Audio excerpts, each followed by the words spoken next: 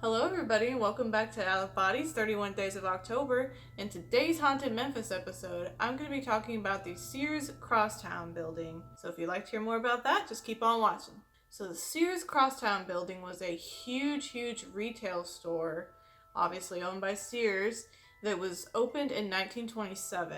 It was an 11-story building that also had a 17-story tower. And apparently on the day it opened, an estimated 47,000 people went through the building. So the building, of course, served as the retail store, but it also served as a distribution center. It even had a cafeteria and a little miniature hospital inside of it.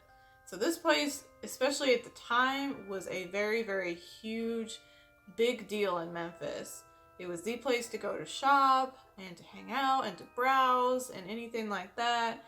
So it was very popular. So the building, as far as the way it was built and the way it was designed, was known as an Art Deco style, and it had such fine craftsmanship inside the building. So in 1983, the retail store inside the building actually closed after Sears was closing down a lot of their warehouses around the country. So after that, a surplus store moved in, but that also closed in 1993, and from then until just a few years ago, it had sat completely empty. So not long after it had become empty, some curious people came by just to look at the building, and some vagrants were in there too.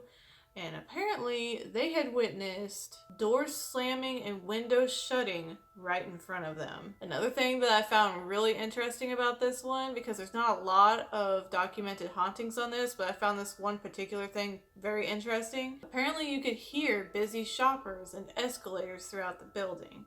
So you could hear people walking around and shopping around, and you could hear escalators going and stuff like that, as if it was still in operation, but it wasn't. Another interesting story says that a homeless person now haunts the parking garage because he was murdered there, then later buried behind the building, which that's kind of awful. I mean, I hope that he's not still buried behind the building. I hope that they gave him a more proper burial. I mean, I know he's a homeless person, but he's a person, you know. Now, the building was renovated and reopened. They started renovations back in 2015, and it reopened in 2017, so it's still fairly new. I actually have been there.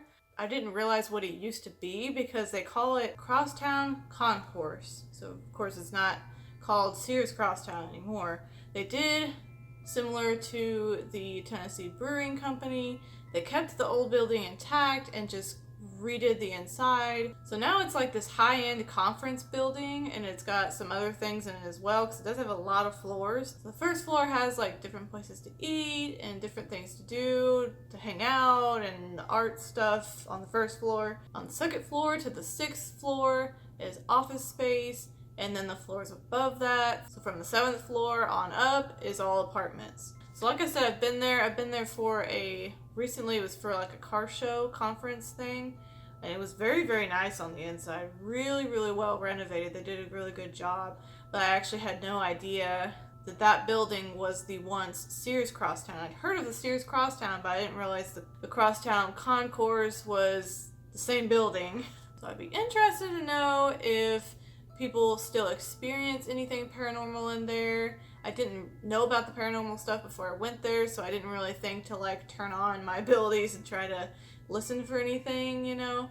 But next time I go there, maybe. So it's possible that it could still be haunted, but who knows? That's something I'll have to find out more about. So that is the end of this video. I hope you guys enjoyed it. It was another short, but hopefully a good video for you guys. Next week, I'm going to be diving more in depth into some more popular locations that you guys have probably been wondering about with Memphis. I mean, there's Graceland, there's the Lorraine Motel, where Martin Luther King Jr. was assassinated.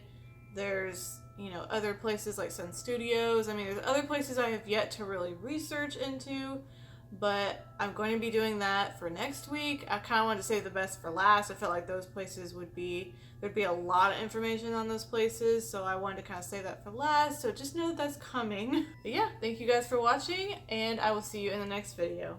Bye!